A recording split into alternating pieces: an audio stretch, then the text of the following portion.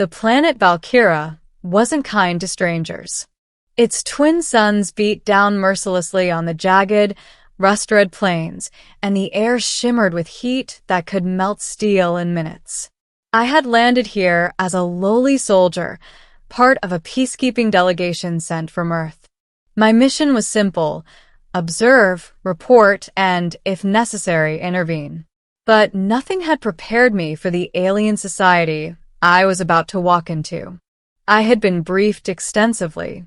The Valkyrans were proud, fiercely hierarchical, and obsessed with status. Appearance mattered more than skill, strength mattered more than strategy, and insults, even minor ones, were never forgotten. It was a culture where respect was earned through deeds, not words, and I had very few deeds to my name on this planet. The moment I stepped off my shuttle, I felt the weight of their eyes on me. Warriors in ornate armor lined the central plaza of the capital, their silhouettes jagged against the scorching suns. Their armor glittered with embedded gemstones, plating interlocked like the scales of a dragon. I felt exposed, inadequately human among beings who seemed sculpted for war and ceremony. I hadn't yet realized just how visible my discomfort would be. "Ha!" A voice rang out, sharp and musical, cutting across the plaza. I turned and my stomach dropped. She stood on the steps of the Grand Palace, tall, impossibly elegant, with armor that gleamed like liquid silver. Her hair shimmered with a faint violet hue, and her eyes were a strange, shifting gold. Valkyrans didn't often smile at strangers. This one didn't just smile. She laughed, loud and clear, and it was entirely directed at me. I glanced down at my own armor, a functional, Earth-standard combat suit, dull gray with minimal embellishments. It was designed for protection, not aesthetics. Compared to her regal, jewel-encrusted plating, my suit looked cheap, clunky, almost laughable. She laughed again. "Is that your armor?" she asked, her tone teasing, playful. "It barely covers your human frame." Heat rose to my cheeks. I wanted to vanish, to melt into the shadows of the plaza, but training kicked in. Soldiers do not flee. Soldiers assess, respond, survive. "It's functional," I said, keeping my voice steady. "It serves its purpose." She tilted her head, studying me, clearly unconvinced. "Functional," she echoed, as if tasting the word for the first time. "It certainly functions to amuse." The crowd around her laughed too. My guts sank further. Every Valkyrian warrior's eyes were fixed on me, assessing, judging. I was an outsider, an object of ridicule. For a long moment, I didn't know what to do. Then I remembered my orders. Respect was earned through deeds. Words were meaningless here. So I stopped talking. I didn't explain, defend, or apologize. I simply adjusted the straps of my armor, lifted my head, and walked toward her. The plaza was silent now, the laughter fading to an expectant hush. She leaned slightly forward, curiosity mingling with her amusement. I stopped a few feet away and faced her. Then, I did something no one expected. I slowly began unbuckling my armor. The gemstones on her chest plate caught the sun, and I could see her eyes widen in disbelief. Every step I took, a piece of armor clinked to the ground. Helmet, gauntlets, chest plate, leg guards. The crowd collectively gasped. Whispers rippled through the plaza. When I stood before her in nothing but my undersuit, tight, flexible, and utilitarian, there was a long, suspended silence. She blinked, then leaned back slightly, as though unsure if I was mad or courageous.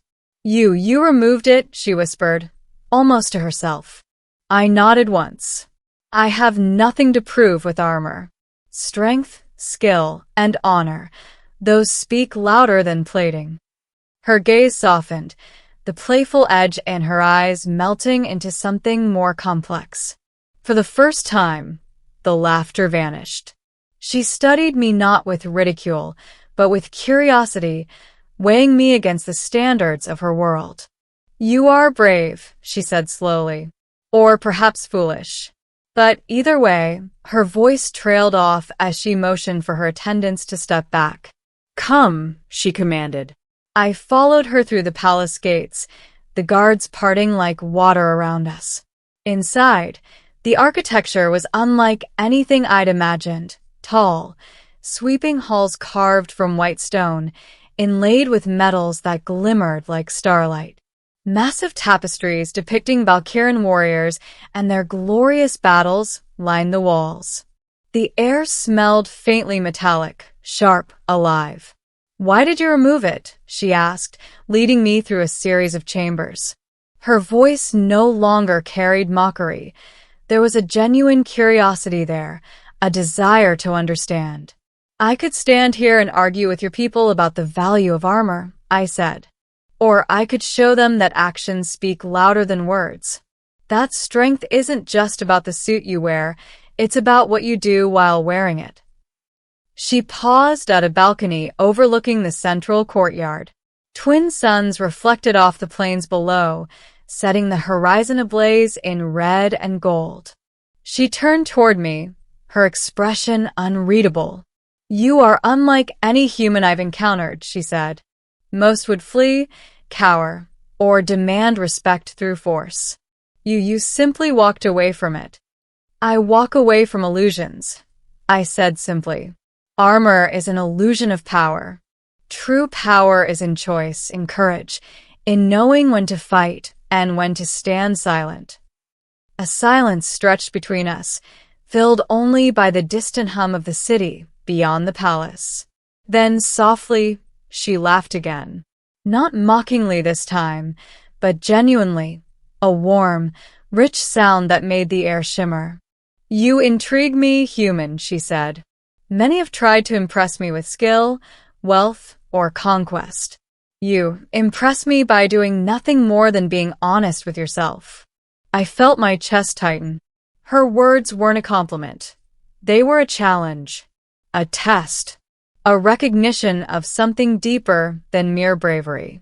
"Do you always judge strangers so quickly?" I asked. She tilted her head. "I do not judge," she replied. "I observe. But observation is not always enough. Sometimes one must act to truly understand." For hours, we walked the palace gardens, discussing matters of diplomacy, war, and philosophy. She revealed pieces of her life, the burden of expectation, the endless scrutiny from advisors and warriors, the constant pressure to embody perfection. I spoke of Earth, of human imperfection, of courage born not from legacy, but from choice. As the suns began to dip below the horizon, casting long shadows across the courtyard, she stopped and faced me directly. Her golden eyes were unreadable, yet they held a flicker of something intimate, something dangerous. "You could have left at any moment," she said. "You could have cowered or retreated. But you stayed. You stood, unarmored, and faced me." I nodded. "Because I had to. Because I wanted to show that respect is earned, not demanded."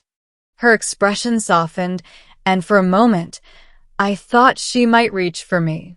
Instead, she stepped back, lifted her chin, and spoke with quiet authority. "Tomorrow," she said, "you will be called before the Council of Elders. They will test you. They will question you, challenge you, perhaps even attempt to humiliate you. Do not falter. Stand as you did today. And perhaps," she hesitated, her gaze piercing, "perhaps they will see what I see." I swallowed hard. "And what is that?" She smiled, enigmatic. "A human who is not afraid to be himself in a world that values appearances above all else." The next day, I was summoned to the council. Dozens of armored elders surrounded a circular dais, their voices sharp and judgmental. The moment I entered, the murmuring ceased. I met their eyes, unarmored and steady, and held my ground. Questions came fast about my strength, my loyalties, my intentions. They tested me in combat simulations, debates, and ceremonial rituals. Each time, I relied not on technology or embellishment, but on judgment, skill, and instinct. Every action mirrored the choice I had made the previous day: honesty over pretense, courage over fear. Hours later, the council reached a consensus. The head elder rose, his voice resonating through the chamber. The human has proven himself not by weapons or armor, but by his actions, he declared. He has shown respect where it is due, courage where it is required, and wisdom beyond his station.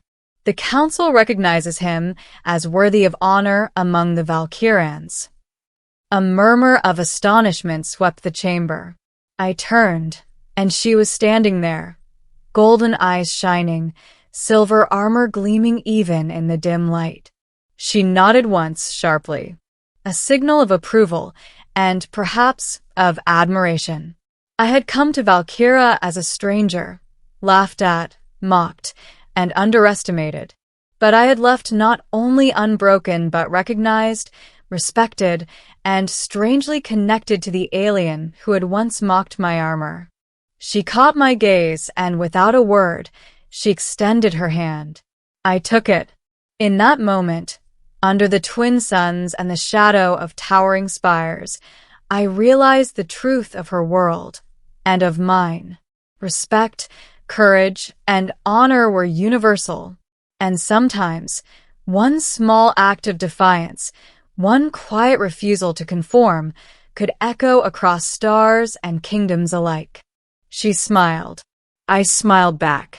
And together, we walked out of the chamber, not as soldier and alien, not as outsider and queen, but as two beings who had recognized truth and courage in each other.